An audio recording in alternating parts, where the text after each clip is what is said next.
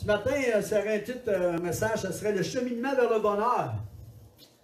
Ou la progression vers le bonheur. C'est un défi, hein? C'est un grand défi.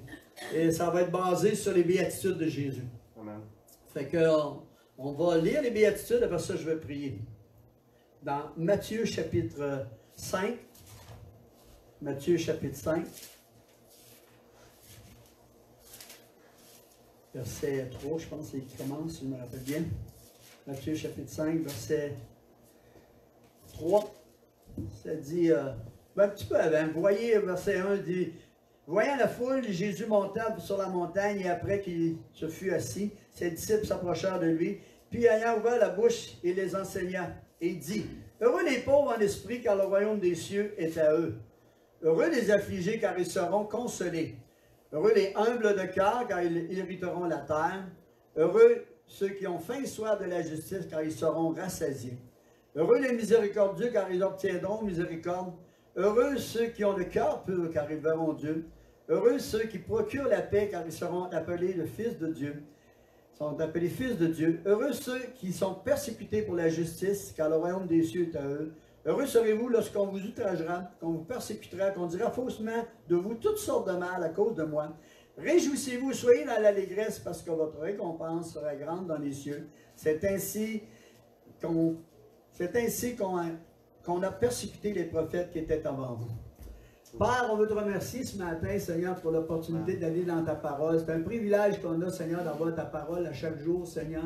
On te rend grâce pour ce temps merveilleux où on est ici, le cœur ouvert, Seigneur, pour être touché par ta parole, rencontré par ta parole. Aide-moi à emporter ça avec simplicité, Seigneur, pour qu'on puisse sortir avec un nouveau défi devant nous, un nouveau désir devant nous, quelque chose qui bouille dans nos cœurs pour vouloir marcher avec toi, Seigneur, te suivre et de cheminer dans ce désir d'être heureux dans cette relation merveilleuse avec toi, Père. Amen. Merci. Amen. Merci, Père.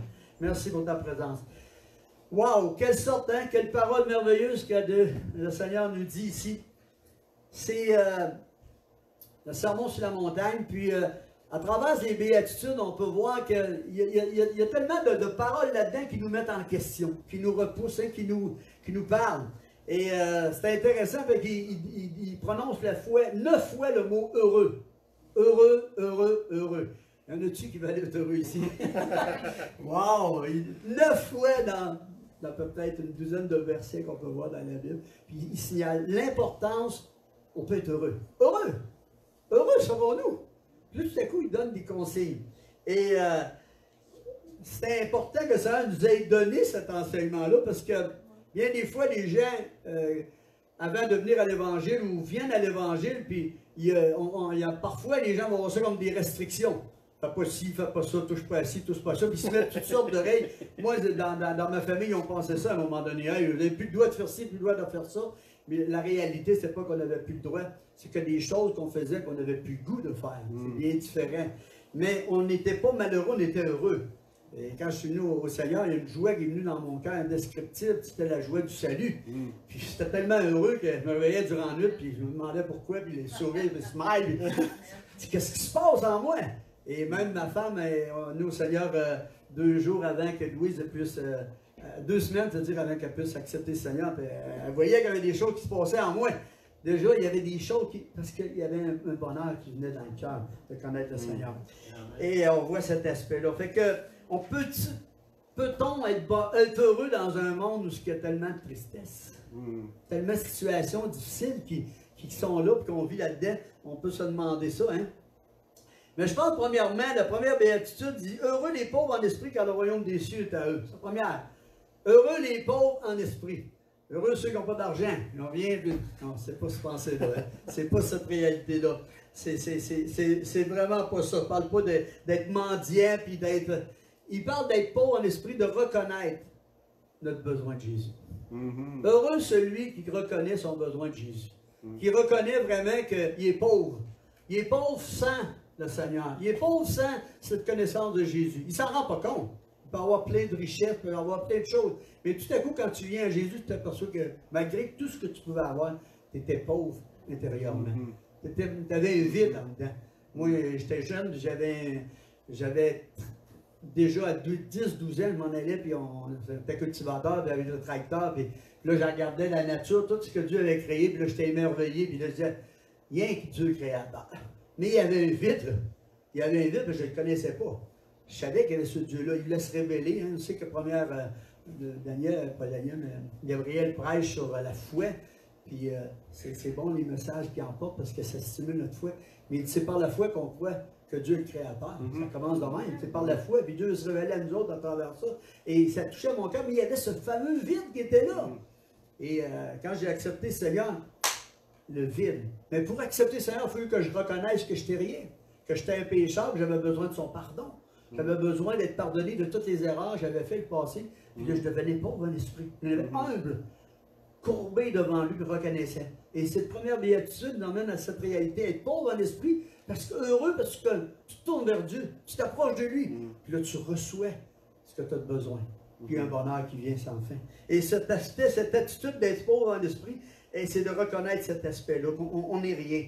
Lorsque nous reconnaissons notre besoin et que nous osons demander de l'aide au Seigneur, on commence à être heureux.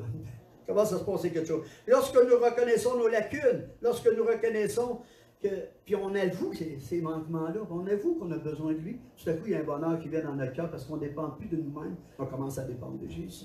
Et merci pour cet aspect-là. Il dit, le royaume des cieux est à eux, parce qu'on pénètre dans quelque chose de nouveau. On pénètre dans quelque chose de nouveau. Le royaume des cieux, hein, on ne le voit pas, on ne le touche pas. On ne peut pas le saisir, mais tout à coup, il pénètre dans nos cœurs. Jésus pénètre dans nos cœurs, le maître, le roi du royaume pénètre dans nos cœurs. Et à eux, on commence à avoir quelque chose de différent dans nos vies. Une sérénité qui se lève en nous, un bonheur intérieur, une tranquillité de cœur qui se lève là, qu'on n'a jamais ressenti avec, qu'on n'a jamais touché avec. Ce vide-là commence à se combler par Jésus. Ça fait tellement du bien. Il dit, c'est la base de tout. Romains, chapitre 14, Paul va l'exprimer. Il dit, le royaume des cieux n'est pas le manger, le boire, mais la justice, la joie et la paix par le Saint-Esprit. Le royaume de Dieu pénètre en nous, puis tout à coup, sa justice vient en nous, sa paix. Et tout vient de prendre place. Puis là, il y a la joie dans notre cœur. Et Pierre a déclaré cette réalité. Quand Pierre, tout à coup, il y en a des disciples qui ont quitté Jésus. Puis là, Jésus a dit, voulez-vous vous quitter, vous autres aussi? Pouvez vous en aller, vous autres aussi? Puis là, Pierre a dit, non, à quel autre on va aller? Car c'est toi qui as la parole de la vie. À quel autre on va aller? Il n'y a pas d'autre. Il reconnaissait qu'il était pauvre et qu'il avait besoin du Seigneur. Deuxième béatitude. Wow! Celle-là est à fesse. Heureux ceux qui pleurent, car ils seront consolés. Heureux ceux qui pleurent. Y en a-tu qui n'ont pas pleuré ici dans la main? Levez votre main, puis on va vous dire de leur baisser dessus. Heureux ceux qui pleurent. Le Seigneur emmène cette béatitude-là pour nous faire réaliser qu'on va tous, un moment ou l'autre, dans notre marche, dans notre vie, connaître des moments de difficulté où on va avoir des larmes qui vont couler, sous différents aspects, sous différents contextes. Des fois, ça peut être le rejet, ça peut être, même quand tu es jeune, en vieillissant, des situations de la vie où il arrive des épreuves, tu pleures, tu es dans la tristesse, c'est difficile. Fait que c'est une réalité. Déception, échec, rejet, abandon, perte, toutes sortes de formes. Ça prend tout à coup, il y a de la tristesse, puis il y a des larmes qui coulent de tes yeux. Là, il dit ici, heureux quand tu pleures. Pourquoi? Parce qu'il y a la promesse après ça. Parce que tu vas être consolé. Wow! Heureux que tu pleures parce que tu peux être consolé. Il y a eu, on a des exemples dans la Bible, on pourrait en citer incroyable. Job qui a pleuré, qui avait tellement de tristesse à cause de cette situation, mais il a découvert le Seigneur. Quelque chose qui s'est passé, Gabriel nous a parlé, cet aspect-là, tout à coup ses yeux ont vu, puis ont reconnu. Il y a quelque chose qui s'est installé, une consolation que Dieu a produite, puis après ça on a vu la manifestation de la puissance de Dieu dans sa vie, où il a reçu ce qu'il avait perdu. Mais heureux cet aspect-là. On pense à Jérémie. Jérémie dit qu'il souffrait intensément, pas pour lui, mais pour le peuple d'Israël. Il pleurait pour le peuple d'Israël, la condition qui était. Et tout à coup, il a vu que Dieu a donné des paroles de consolation sur l'espoir qu'il y avait à travers le peuple. Il y avait toujours de l'espoir. Il a fait des choses pour eux autres. Fait que le bénéfice, c'est vraiment la consolation. Consoler, le mot consoler signifie être accompagné dans la douleur, encourager, réconforter, aider à poursuivre la route, être plus près de Jésus pour recevoir de ce bonheur-là. Malgré que tu es dans la tristesse, malgré que tu vis des temps difficiles, il y a quelque chose qui se passe dans ta vie à travers ça. Il y a quelque chose qui augmente à travers la relation avec le Seigneur. Quelque chose de nouveau qui emmène à un moment, si tu vas pleurer, tu vas avoir de la tristesse, ton cœur va être brisé, mais tout à coup, il y a un phénomène de consolation, de guérison que Dieu fait dans ton cœur, que ça produit une certaine forme de bonheur intérieur à cause de la satisfaction qu'il y a en lui. Vous savez, le soleil est toujours plus radieux après la pluie. C'est là qu'on voit l'arc-en-ciel. Pourquoi après la pluie? Parce que la pluie, dans une façon générale, c'est un inconvénient. C'est pourtant, elle produit des belles choses, la pluie. Elle produit des beaux changements, la pluie. Pas de pluie, rien qui pousse. Quand tu fais un jardin comme à COVID, on fait des jardins. S'il ne mouille pas, ben tu es là et tu vas arroser le jardin. Et tout à coup, la pluie vient, tu dis, oh, aujourd'hui, je n'ai même pas d'affaire à arroser. Mais ces moments-là ne sont pas le fun à vivre, mais tout à coup, Dieu produit des belles choses à travers ça dans nos vies. C'est cette promesse de la consolation-là. 2 Corinthiens, chapitre 1, versets 3 et 4. Paul aussi nous donne un bon verset. Il donnait ça pour les Corinthiens. Il dit, « Béni soit Dieu le Père de notre Seigneur Jésus-Christ, le Père des miséricordes et le Dieu de toute consolation, qui nous console de toutes nos afflictions, afin que par la consolation reçue de Dieu, nous puissions consoler les autres. » Voilà, c'est le fruit ou la promesse à travers l'affliction. Heureux. Pourquoi? Parce que la consolation est là. Puis que ça nous aide tout à coup à être un instrument parfois pour la consolation des autres. C'est sûr que c'est pas, on ne pleurera pas demain. Seigneur, envoie-nous des épreuves, des temps difficiles. Mais par contre, à travers ça, on sait fort bien que Dieu agit là-dedans et fait quelque chose d'exceptionnel dans nos vies. 3e béatitude, allez vite parce qu'il y en a quand même pas mal, hein, béatitude. Heureux ceux qui sont humbles de cœur, ou dans tes traditions, on va dire doux, car ils hériteront de la terre. Oh. Le terme doux ici signifie une personne sensible, souple et malléable. C'est cet aspect-là. Heureux ceux qui sont doux, si on regarde dans cet aspect-là, et dans la traduction, je vais le lire, heureux ceux qui ont le cœur souple, car ils sont capables de s'ajuster aux changements constants qui arrivent. Wow! Heureux ceux qui ont cet aspect-là de douceur, parce qu'il va y avoir encore là, comme je parlais, de beaucoup de changements. La vie, c'est plein de changements, vous êtes d'accord avec moi? Une bébé qui était dans le sein maternel, puis tout à coup, il sort, wow, il se met à broyer, pourquoi? Parce qu'il y a un changement tellement radical pour lui. Il commence à vouloir respirer, puis il se met à broyer, puis... Tous nos changements de vie, c'est comme ça. À partir de la naissance, quand tu commences à aller à l'école, quand tu commences à grandir, tu as des défis. Quand tu te maries, les enfants viennent, tout plein de défis, c'est plein de changements. Et quand le mot doux parle d'ajustement, parle de patience à travers ça aussi, d'être capable de pouvoir se mouler à différentes situations de la vie. Tout à coup, si tu réussis par la grâce de Dieu à avoir cette souplesse-là, parce que c'est pas évident, ça se fait pas. Toutes les béatitudes qu'on va voir ce matin, c'est tous des défis devant nous. Mais à travers ces défis-là, on a le Dieu de la grâce qui peut nous aider à s'ajuster. Puis ici, il parle de cette capacité malléable de s'ajuster dans la vie. En vieillissant, il y a des ajustements qui viennent aussi. Hein? Quand tu te réveilles le matin, puis là, tu as mal les genoux, et puis tu t'ajustes, tu vas faire des marches. La vie est faite de ça. Heureux ceux qui vivent ces situations-là, mais qui peuvent être doux dans la pensée d'être flexibles, puis évitent bien des complications, bien des fois. C'est plus facile quand tu es capable d'avoir ça. Puis comme je vous dis, on va manquer notre coup. Dans toutes les béatitudes qu'on parlait ce matin, dans l'attitude qu'on doit avoir, j'appellerais ça les bonnes attitudes qu'on pourrait avoir, on va manquer notre coup, parce qu'on est humain. Mais tout à coup, le Seigneur, progressivement, va nous emmener, tranquillement, à avoir ces choses-là qui sont là dans nos vies, par le Saint-Esprit. Parce qu'il sait que c'est là-dedans qu'il y a notre bonheur. Quand tu n'es pas malléable dans quelque chose, tu n'es pas bien. Quand tu es dans une situation, tu n'acceptes pas cette situation-là, puis tu régènes, tu n'es pas bien à l'intérieur. Tout à coup, quand à travers ça, tu demandes l'aide du Seigneur, tu demandes sa grâce, sa capacité, tout à coup, cette capacité-là, puis la tranquillité dans ton cœur qui vient créer cette attitude de bien-être, malgré les choses, ça vient de Dieu. C'est lui qui le produit en nous. Moïse a été nommé comme un homme doux et patient. Imaginez-vous, il plus d'1 million probablement de personnes qui sortaient de l'Égypte avec lui. Puis tout à coup, il fallait qu'il soit maniable à travers toutes les situations qui arrivaient. À un moment donné, il y avait la critique, il y avait des choses qui arrivaient, puis il allait à Dieu, criait au Seigneur, criait à Dieu, puis il était capable de vivre toutes les situations qui en étaient.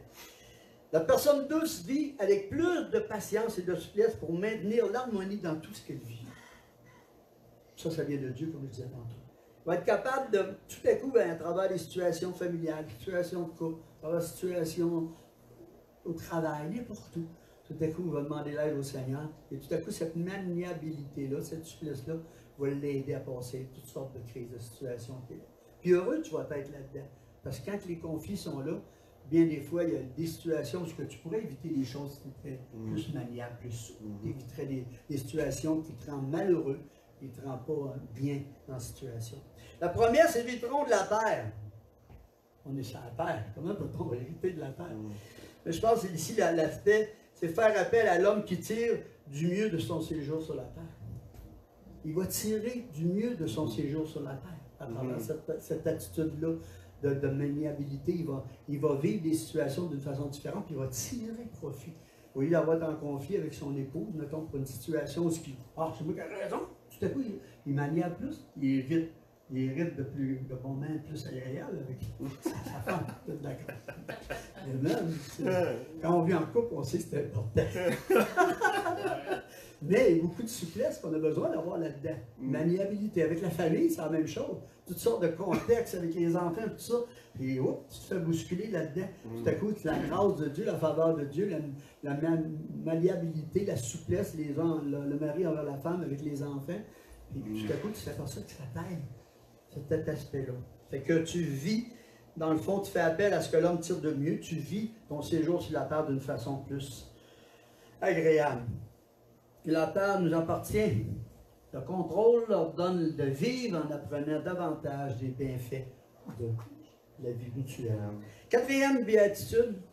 Heureux ceux qui ont faim et soif de la justice, car ils seront rassasiés. Faim et soif. Je devrais penser à cette parole-là. Faim et soif. On est tout le temps en train d'avoir faim et soif. On mange tout le temps. En tout cas, ma femme, elle m'appelle la dos un peu. Même dans l'âge que je suis là, je rouvre la porte du frigidaire, puis j'ai mangé, ça fait peut-être 1 heure, puis j'étais encore en train de rouvrir la porte pour aller chercher quelque chose du frigidaire. J'étais un ado. Mais on a toujours faim et soif. Je peux réfléchir à cet aspect-là. Faim et soif. Heureux ceux qui ont faim et soif. De vouloir, moi je donnerais ça aussi simple de vouloir faire le bien. Tu es satisfait quand tu décides de faire des bonnes choses. Des choses qui vont bénir les autres, qui vont porter attention aux autres en même temps. Tu es bien là-dedans. Faim et soif de faire le bien. Tu es heureux là-dedans. On a l'exemple de Joseph. Un Joseph qui ne voulait pas déplaire à Dieu, voulait faire le bien. Lui, ça lui a occasionné des problèmes, mais intérieurement, il était heureux. C'est une parole intéressante qui est dite dans ce contexte-là.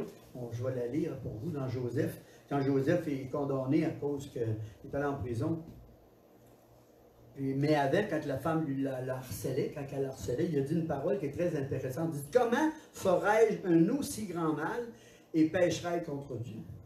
Dans le fond de lui-même, il avait le plaisir de faire le bien. Il ne voulait pas faire le mal. Fait que tu ne peux pas faire ça. Comment je peux faire ça? Ça ne marche pas. On voit la même chose avec Daniel. Daniel, quand il regarde Daniel, puis il veut trouver quelque chose pour le condamner, puis il ne trouve rien. Il y a un verset qui dit dans Daniel, chapitre 6, verset 4, « Il ne peut rien trouver, aucune occasion, ni aucune chose à reprendre, parce qu'il était fidèle, et qu'on apercevait chez lui ni faute, ni rien de mauvais. » Son désir de faire le bien, de faire des belles choses, tout à coup, lui emmenait à être... Ils ont fait des mauvaises choses pour se faire condamner, on sait, cet aspect-là, mais Dieu est intervenu. Mais l'aspect du désir, on va manquer. J'ai manqué. On va faire des erreurs encore là. Mais ce désir-là nous rend heureux. C'est ça que je pense qu'il voulait dire. Le désir de faire le bien, tout à coup, ça nous rassasie. Tu es rassasié quand tu as fait une parole. Quand tu as dit une parole à quelqu'un, tu passes n'importe où, puis il est prêt à travailler, puis c'est difficile. Tout à coup, tu lui donnes une parole d'encouragement. Tout ça te fait du bien, puis lui, ça lui fait du bien. C'est la même affaire avec notre épouse, c'est la même affaire quand tu donnes, tu as le désir de faire le bien avec la personne autour de toi, ça te rassasie. Tu es heureux dans ce temps. Tu es satisfait. C'est une progression dans ta vie. Il y a un bonheur à cela. Fait que si tu vois cet aspect-là, aussi simple que ça, celui qui a faim et soif de faire le bien, de désirer plaire au Seigneur, ça lui fait du bien. Il est rassasié. Cinquième béatitude. Heureux les miséricordieux, car ils obtiendront miséricorde. Vous savez, les béatitudes, c'est toute une progression, puis c'est toutes des mises en question. On se met en question. Ici, il parle de la miséricorde. Heureux ceux qui vont être capables d'être miséricordieux. Le mot miséricorde signifie entraide de compassion, de bonté au lieu de jugement. La miséricorde, c'est quelque chose que tu veux offrir aux autres, à l'autre. Puis il m'a dit, bien des fois, on a de la misère. Moi, j'ai de la misère des fois. J'ai de la misère avec la miséricorde. Tu sais, des fois, quelqu'un te fait quelque chose, ça nous parle de pardon, de miséricorde. Quand quelqu'un te fait quelque chose, puis ça t'a piqué en dedans, là, ça brasse un peu, d'exercer la miséricorde, d'offrir le pardon, c'est difficile. Encore là, ça prend cette capacité qui vient de Dieu. Éphésiens 2,4 va dire, Dieu est riche en miséricorde à cause du grand amour dont il nous a aimés. Son amour, il nous transmet cette miséricorde-là à cause du grand amour qu'il a pour nous. On dit que Jésus était rempli de miséricorde. Il défait les situations où le monde juge rapidement, puis condamne rapidement. Lui, exerce la miséricorde. On le voit avec la femme adultère. Tout le monde veut la lapider. Tout le monde veut... Le commis d'adultère, on dit souvent ce qui était le mari. Pas le mari, mais la personne. L'homme qui devait être là, il n'était pas là. Mais Jésus prend sa défense. Puis tout à coup, change toute la situation. Exerce de la miséricorde envers elle. Un aspect qui est puissant. Il faut faire la même chose avec la femme pécheresse, alors que Simon est invité chez Simon. Puis Simon, lui, juste que Jésus ne voit pas cette femme-là, qui était une femme qui était pécheresse, dit, il juge Jésus. C'est pas un homme de Dieu. C'est pas un homme de Dieu.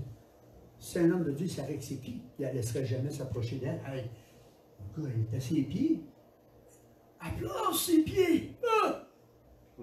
Elle les essuie avec ses cheveux. Oh, épouvantable. C'est épouvantable. Elle est une femme pécheresse. Pas un homme de Dieu, ça. Mais Jésus est rempli de miséricorde. Jésus, combien il devait être heureux à travers son ministère. Parce que tu es heureux quand tu exerces la miséricorde. Lui, il était touché par cette femme-là. Son amour, tout à coup, lui, il n'a même pas lavé les pieds quand il était venu. Il n'a même pas fait rien. Mais là, il lave les pieds avec ses gardes. Wow! Plein de miséricorde. Jésus nous démontre cet aspect-là d'avoir la miséricorde au lieu du jugement rapide. C'est pas toujours facile, ça aussi. La miséricorde dit, une citation que j'ai lue, « Quand la justice dit qu'il faut punir, la miséricorde affirme qu'il faut pardonner. Quand la justice dit, voici une dette est à payer, la miséricorde répond, la dette a été remise. C'est ça, la miséricorde. C'est difficile à vivre, mais la Bible dit, heureux, celui qui est miséricordieux. Pourquoi? La promesse. Tu vas obtenir miséricorde tout le temps. C'est comme Dieu dit, tu es capable de laisser glisser ça dans ta vie, la miséricorde, mais ça va te revenir. Ça va te revenir. Et Jésus nous a donné cette pensée-là. Alléluia. C'est la grâce de Dieu, la faveur de Dieu. Jésus va nous donner cette parole-là dans les Écritures. Dans Matthieu chapitre 7, verset 1, il dit, « Ne jugez point afin que vous ne soyez pas jugés du même jugement. C'est du jugement que vous serez jugés qu'on vous jugera. » Cet aspect-là de réalité, cet aspect-là qu'on vit, cet aspect-là. Merci pour la miséricorde. Parce que des fois, on a usé de jugement. Moi, je l'ai fait. Des fois, on le fait encore. On a cette miséricorde-là qui est plus forte que le jugement. Et quand on vient au Seigneur demandant pardon, sa miséricorde se manifeste encore. Il pardonne. Il pardonne. Il pardonne toujours dans cette attitude-là. Peut-être faire attention dans nos vies parce qu'on va toujours être blessé. Il est écrit ici, il ne faut pas laisser nos blessures que les gens nous ont faites s'infecter et produire en nous de la haine, du ressentiment et le désir de vengeance. Il ne faut pas cet aspect-là. Il faut demander tout de suite au Seigneur de nous aider à exercer la miséricorde, nous autres aussi, à pouvoir donner le pardon. C'est pas toujours facile, mais la grâce est là encore. La puissance de sa grâce est là pour nous aider dans cet aspect-là. Et 6e béatitude. Heureux ceux qui ont le cœur pur. Voyez-vous, il a parlé tantôt de la justice, là, il parle du cœur pur. Heureux ceux qui ont le cœur pur, car ils verront Dieu. Alléluia. Le mot pur ici signifie rester propre. Nettoyer, se débarrasser de la saleté. Enlever les imperfections. On parle souvent de l'or. Hein? L'or est épuré. Il y a des imperfections dans l'or. La chauffe à température, puis tout à coup, ouf, on se fait purifier. Puis tout à coup, elle revient de l'or. L'or est très belle, utilisable comme il faut, cet aspect-là. Fait que, il y a cet aspect-là face à le mot pur. Heureux ceux qui ont le cœur pur. Le proverbe nous dit, garde ton cœur plus que toute autre chose, car de lui viennent les sources de la vie. Gardez notre cœur. Et comme croyant, Dieu nous a donné un cœur nouveau. C'est le fun qu'il a fait ça. Il dit, va enlever ton cœur de pierre, il va te donner un cœur de chair. Fait que cette ouverture qu'on a eue de la part de Dieu, ce miracle qu'on a eu de la part de Dieu, a semé un cœur pur en nous. Mais gardez ce cœur pur-là. Gardez cet aspect-là. Parce que peu importe ce qui arrive, on est dans un monde où on peut facilement être influencé pour salir notre cœur. Que les choses pénètrent tranquillement puis prennent place dans notre cœur. Et cet aspect-là est là. Mais on est notre le sang de Jésus. On a le sang de Jésus. On a le sang de Jésus. Cette merveilleuse puissance du sang de Jésus. Heureux celui qui est pur. Parfois, on va manquer notre chant, comme je disais tantôt. On va commettre des erreurs, commettre des péchés. Mais on a le sang de Jésus qui va garder notre cœur pur tout le temps. La puissance du croyant, c'est la repentance. C'est d'être capable d'avouer qu'on a manqué, tout simplement, parce qu'on va manquer des fois. Mais heureux, celui qui va vouloir garder son cœur pur. Qui va dire, ben oui, j'ai fait une erreur là, j'ai manqué, puis je demande pardon, Seigneur. Je demande pardon. Tu vas être satisfait, tu vas être heureux, parce que ton cœur va être purifié encore. En le sang de Jésus. Merci pour cette pureté qu'on peut avoir à travers le sang de Jésus. Alors, des saletés peuvent venir, mais lui nous purifie puis nous lave de tout péché qu'il nous dit, Jean. Merci Seigneur. C'est une promesse, car ils verront Dieu. Je réfléchissais là-dessus. Ils verront Dieu. On peut penser au futur, on va voir Dieu. Mais je pensais présentement, qu'est-ce qui se produit avec celui qui garde le cœur pur, puis qui va toujours à cette grâce infinie qu'il a besoin. À chaque jour, il a besoin de cette grâce-là. Il voit Dieu dans toute sa grandeur. Il commence à découvrir toujours plus qui est Dieu. Ce Dieu qui est toujours plein de grâce, prêt à lui pardonner. Jamais qu'il va le repousser. Il voit Dieu dans la manière dont Dieu est. Plein de miséricorde, plein de bonté, plein de faveur envers lui. Il le voit comme Dieu est vraiment. Comme Jésus a manifesté Dieu. Comme Jésus était. Il voit Dieu parce que son désir de vouloir plaire au Seigneur, de marcher avec le Seigneur, de garder son cœur pur, d'utiliser la puissance du sang de Jésus continuellement dans sa vie, tout à coup fait découvrir qui est dit ce Dieu-là. Il ne voit plus le Dieu qui est là en train de l'écraser comme Jésus est, comme on peut l'avoir des fois, ou les gens peuvent le voir. Des fois, je lis les psaumes, puis wow, je suis content d'être dans le Nouveau Testament. Quand David dit, je les hais avec une haine de toute puissance, une haine parfaite. Tout à coup, Jésus nous a dit, oh, non, tes ennemis, tu ne dois pas y voir de loin. Tes ennemis, maintenant, tu dois les aimer. Tu dois prier pour eux. Fait que tu commences à voir Dieu dans toute la grandeur de ce Dieu-là. Même que David, qui était proche de Dieu, n'a pas eu le privilège de voir dans toute la grandeur à cause de Jésus. Il le voyait. Et nous autres, on le voit dans les Écritures, à travers toutes les épîtres, tous les évangiles de la vie de Jésus, tout ce qu'il nous a transmis. On découvre Jésus et on le voit dans notre vie. Ce Dieu qui est plein de grâce. Pas de peur devant lui. Nous le voyons comme un Dieu compatissant. Pas de culpabilité puis te laisser écraser parce que c'est l'ennemi qui culpabilise. C'est jamais Dieu qui culpabilise.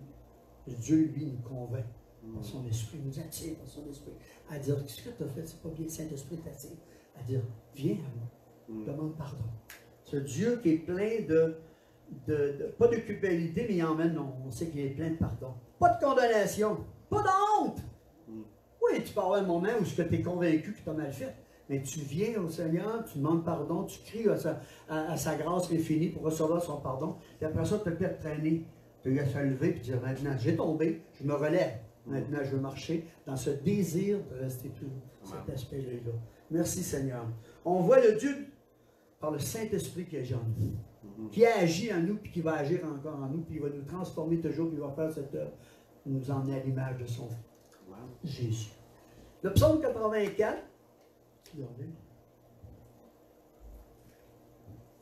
verset 5 dit, « Heureux ceux qui placent en toi leur appui, et ils trouvent dans leur cœur des chemins. » Tout tracé. Heureux ceux qui placent. C'était dans l'Ancien Testament, il y avait ce même mot-là, heureux, qui dit qu'il y a une satisfaction dans le cœur pour celui qui appuie, qui s'appuie, qui trouve en Dieu son appui, sa confiance. Ils trouvent leur cœur, dans le cœur, il y a plein de directions que Dieu emmène. Il emmène cette direction pour le constant de la vie. Amen. Merci Seigneur. 7e béatitude. Heureux ceux qui procurent la paix. Vous voyez, les béatitudes vont toujours en continuant cet aspect-là de recherche. Heureux ceux qui procurent la paix, car ils seront appelés fils de Dieu. On connaît le mot en grec de la paix, en shalom, on appelle cet aspect-là. Et les Juifs, ça dit ce mot-là, shalom, shalom. Et même les chrétiens vont parfois utiliser ce mot-là en se donnant la main, shalom, paix, paix. Et le mot shalom, ça nous parle de coexistence pacifique. Tranquillité dans l'âme, cessation des hostilités, relations harmonieuses, se sentir en sécurité, éviter les conflits, le contentement. Ça parle de tout de cet aspect-là de vouloir être en harmonie avec les gens. De vouloir vivre ça, de vouloir procurer ça. Le mot procurer, c'est un mot qui veut dire beaucoup de choses. Quand tu regardes le dictionnaire, procurer, ça veut dire fournir, produire, provoquer. Tu veux provoquer la paix. C'est ton désir. Livrer, assurer, acquérir. Tu veux transmettre ça. Tu veux absolument pas que deux frères ou deux sœurs ou toi personnellement, avec quelqu'un étant en chicane, tu veux plutôt être en paix. Combien on est mal quand on n'est pas en paix? Hein, tu es en chicane avec quelqu'un. T'es-tu bien en dedans? Oh, je suis bien, mon gars, je me chicane avec lui. Oh, c'est fun. Oh, non, c'est pas ça. En dedans, ça fait. Il y a quelque chose qui fait. Il y a juste un petit conflit avec ton épouse, il y a quelque chose qui arrive, puis là, tu as dit quelque chose, tu as fait quelque chose, tu n'aurais pas dû faire. En dedans, mon gars, ça brasse. Ça va pas bien. Là, tu dis quoi? Oh, mais c'était pas de ma faute, tu sais. Des fois, hein, tu dis ça. Tout à coup, tu réfléchis à penser. On a un petit bout là-dedans. C'est un petit bout que c'est moi qui est ma. Là, tu veux procurer la paix. Tu veux rechercher quelque chose. Tu vas essayer de faire une petite épette de quelque chose là, pour essayer de t'approcher, puis faire un petit quelque chose pour créer quelque chose, puis rapprocher un peu, puis là, peux-tu faire ça, là? Parce que c'est ça qu'il faut que tu fasses. Tu veux créer quelque chose, procurer quelque chose, pour rapprocher, pour ramener la paix alors qu'elle est brisée, cette paix-là. Puis tu es heureux quand tu fais ça. Tu es satisfait quand tu es là, quand cet aspect-là est là.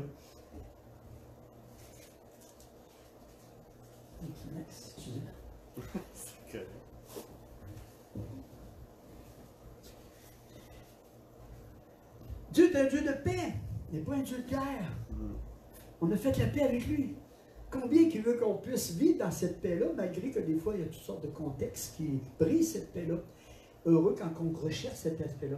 Un homme de Dieu a dit, c'est Thomas Merton, il a dit, l'idée que nous avons de Dieu nous dit davantage ce que nous sommes que sur ce qu'il est.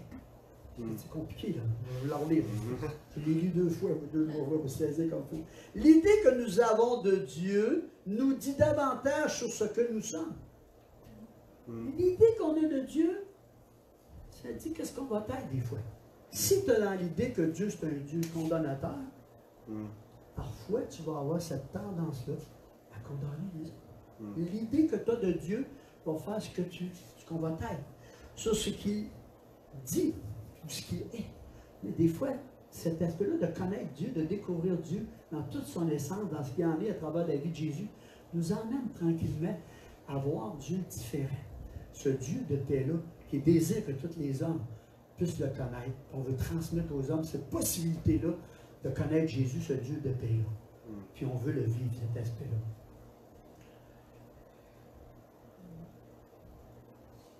Pour revenir à la paix, être un artisan de paix, il nous faut premièrement avoir reçu la paix. Quand on a la paix avec le Seigneur, en fait, c'est pour ça qu'on voit dans notre société tellement de haine, parce que les gens n'ont pas découvert le Dieu de paix, pas découvert ce Jésus de paix. Ce savoir pardonner nous aide à pouvoir pardonner. Savoir qu'on a un Dieu qui nous pardonne, ça nous aide à pouvoir pardonner. Et ça nous aide à avoir notre paix et à offrir cet aspect-là à l'autre.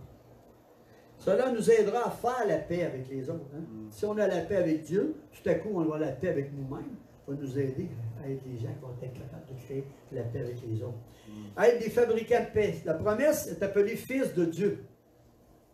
Fabricant de paix, celui qui recherche la paix, va t'appeler un fils de Dieu. Jésus, c'est un artisan de paix. C'est un artisan de paix.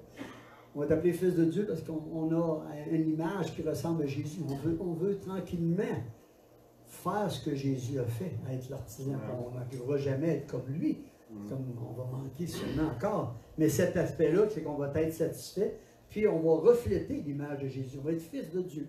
On va être cet aspect-là, d'être semblable au Seigneur, parce que lui, il voulait que les gens s'aient en paix les uns vers les autres. Le psaume 117, versets 12 à 14 dit « Quel est l'homme qui aime la vie, qui désire la prolonger pour jouir du bonheur et préserver, qu'il préserve, jouir du bonheur, préserve ta langue du mal, tes lèvres des paroles trompeuses, éloigne-toi du mal, fais le bien, recherche et poursuis la paix. » Comme le processus qu'on est comme croyant. Tranquillement, on veut éviter le mal, on veut bâtir sur notre relation avec le Seigneur, puis tout à coup, on veut faire le bien, on recherche, on la poursuit. C'est le défi qu'on peut avoir à travers cette béatitude-là, cet aspect-là de vouloir procurer la paix, donner la paix, et la recevoir nous autres aussi. Mais il y a un équilibre, on voit que Paul nous dit, autant que c'est possible, sois en paix avec toi. Autant que c'est possible. Toi, tu veux être en paix. Parfois, ça peut arriver que quelqu'un, il ne veut pas, il est inconfié avec quelqu'un, puis il y a quelque chose qui est arrivé, puis ça a créé ça, puis là, la paix n'est pas là. Mais toi, tu désires, mais autant que c'est possible, soyez en paix. On veut rechercher cet aspect-là. Merci Seigneur. Je termine avec la dernière béatitude. Heureux ceux qui sont persécutés pour la justice, car le royaume des cieux est à eux. Première béatitude, il parle du royaume des cieux. Dernière béatitude parle du royaume des cieux. Heureux ceux qui sont persécutés. Amen. Pour le royaume des cieux, pour la justice. Encore là, je pensais à la justice. C'est quoi notre justice? C'est Jésus. C'est Jésus notre justice. C'est toujours lui qui va rester notre justice.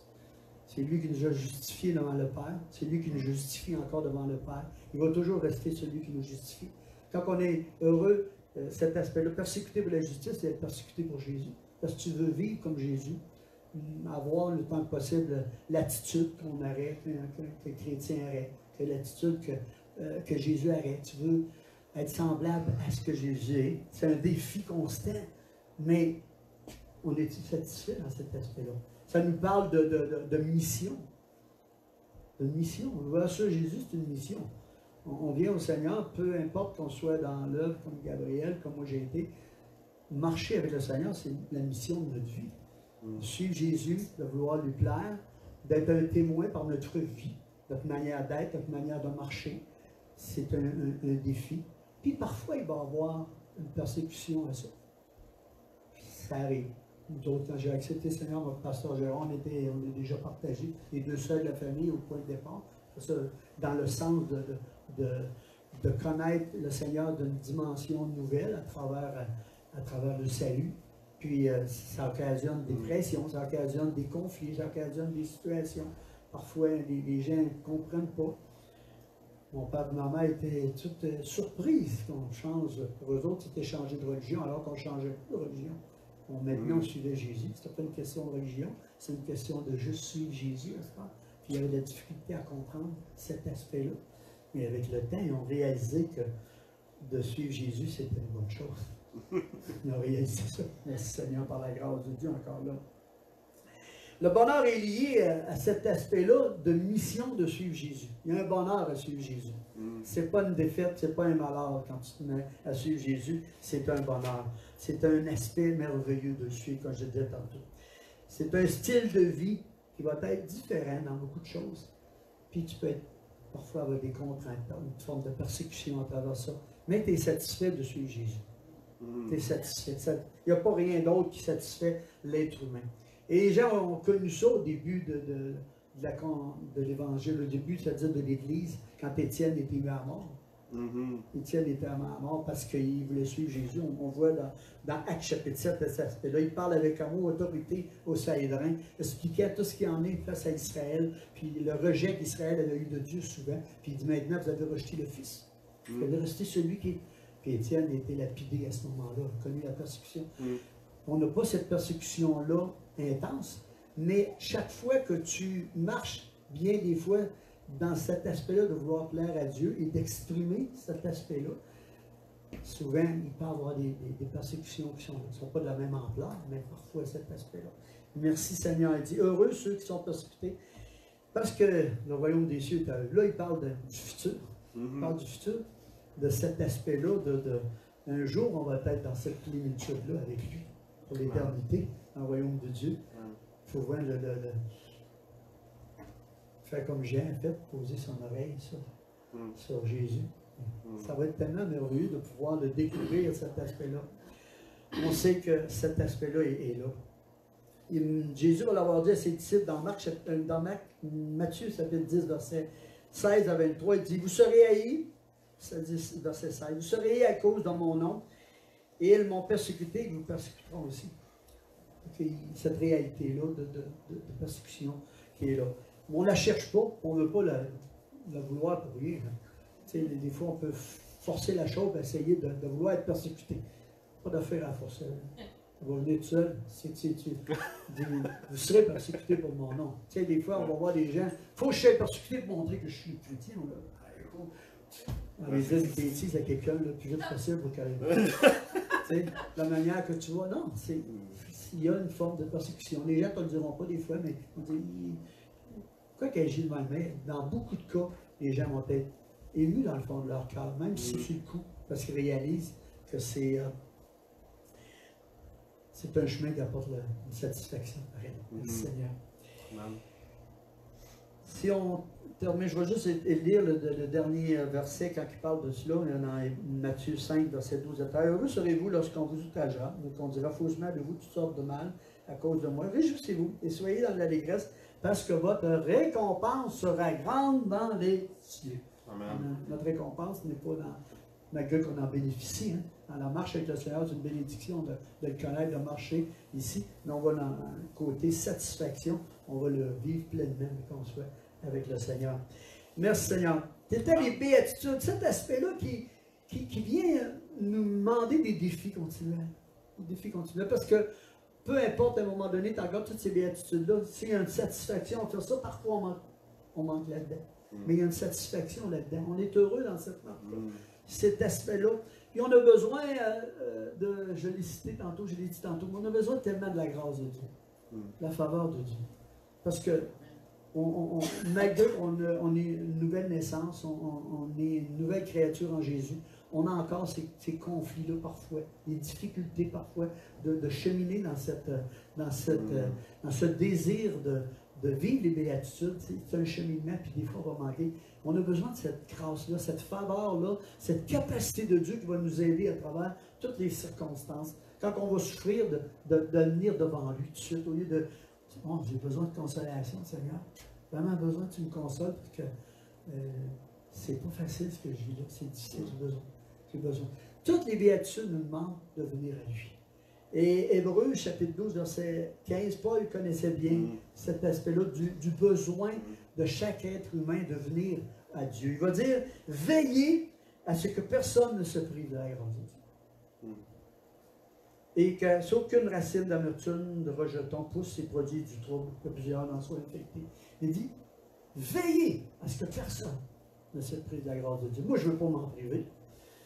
Je veux vraiment que les autres puissent voir que la grâce de Dieu se manifeste dans ma vie, parce que c'est vrai que des fois je fais des erreurs, mais sa grâce est là pour me pardonner puis agir en moi. Puis je veux transmettre cette grâce-là. Je veux que les gens puissent venir à Jésus, même comme croyait, et dire, j'ai la difficulté avec ça, mais viens au Seigneur, approche-toi de lui, il est la source de tout. Cette grâce-là est infinie pour toi. Il va être capable de t'aider continuellement dans tout ce que tu fais. C'est sa source, c'est là. Prive-toi pas de la grâce de Dieu. Transmets, prive-toi pas de ça. Il est tellement merveilleux, il est tellement puissant pour le faire dans ta vie. Donc, l'accepter, cette grâce-là pour nous, c'est pouvoir la transmettre. Puis la vie aussi. Parce que des fois, c'est de la vie. Puis on va être heureux. Amen. On va être heureux dans ce cheminement. Amen. Que merci pour votre patience, merci pour votre attention.